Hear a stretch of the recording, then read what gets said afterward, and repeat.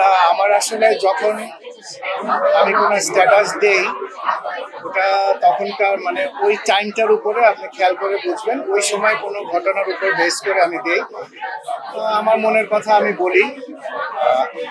অনেক সময় অনেকে বোঝে না, ওটার একটা বাজে ব্যাখ্যা অনেকজনে বের করে। লাস্ট টাইম যেমন আমি একটা বলেছিলাম যে আমাদের চলচ্চিত্রের একটা খারাপ সময় আগে থেকেই শুরু হয়ে গেছিল। তো অনেকে এটাকে ভেবেছে আমি সালমানের কথা বলেছি, অনেকে ভেবেছে মান্নার কথা বলেছি। বেসিক্যালি আমার এটা অভ্যাস না, আর আমার এটা শিক্ষা না যে আমি আমাদের ফিল্মটা তো আমাদের ফ্যামিলি, যারা আমার আগে চলে গেছে, যারা এখনো আছে, সবাই আমরা ফ্যামিলি।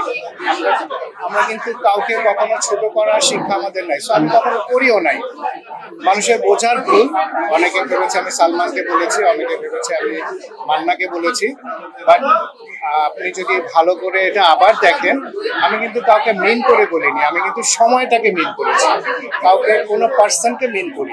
আমি যে চাই না এই ধারণাটা বা এরকম যুক্তিসঙ্গত কোনো কারণ আছে আপনার কাছে, এটা বাবার। আপনি বললেন যে আপনি চান, আপনি যদি চান, আমার না চাওয়ার কোনো যুক্তিসঙ্গত কারণ আছে কিনা বলেন।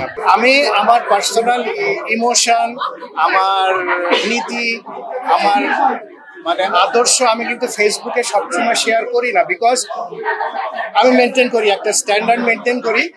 অনেক সময় হয়তো পারিপার্শ্বিক অবস্থার জন্য আমরা স্ট্যান্ডার্ডটাকে নিচেও যাই, বাট তারপর একটা লেভেল মেনটেন করে ওর নিচে কখনো আমি যাই না। সো আমি সবসময় আউটস্পোকেন না, সব কিছু নিয়ে আমাকে কথা বলতে হবে। আমার ব্যক্তিগত ইমোশন, আমার ধ্যান ধারণা আমি সবসময় ফেসবুকে শেয়ার করি না।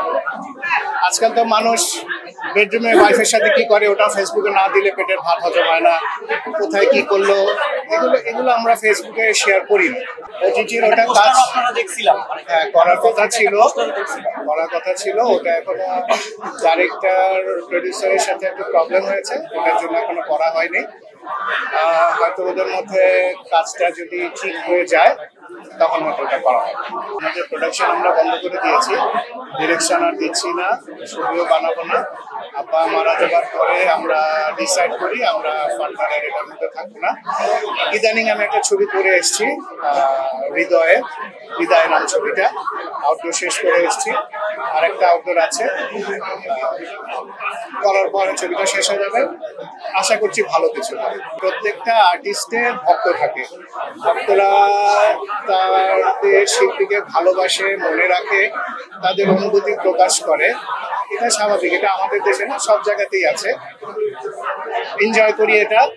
আর আরেকটা জিনিস আমি যেটা বুঝি, যেটা বিশ্বাস করি, আমি বাকি শিল্পীদেরকেও বলবো, আমার যারা কলিগ আছে, যারা কাজ করে, ইদানিং যারা কাজ করছে, নতুন আসছে, ব্যক্তিত্ব জিনিসটা মেনটেন করা খুব জরুরি। একজন শিল্পীর পক্ষে তার ব্যক্তিত্বটা মেনটেন করা, সামাজিক অবস্থানের প্রতি সচেতন থাকা একটা ভালো শিল্পী হওয়ার প্রথম শর্ত। আমার দর্শকদের জন্য আমার কথা হচ্ছে, আপনারা আমাকে ভালোবাসেন, এতদিন ভালোবেসেছেন, আগেও বেসেছেন। ইনশাল্লাহ আমি চেষ্টা করব, কাজ করছি আপনাদের ভালো কিছু উপহার দেওয়ার জন্য। আর এই ভালোবাসাটা যেন সবসময় অটুট থাকে। আমার মৃত্যুর আগ পর্যন্ত যেন আপনাদের এই ভালোবাসা নিয়েই আমি মরতে পারি।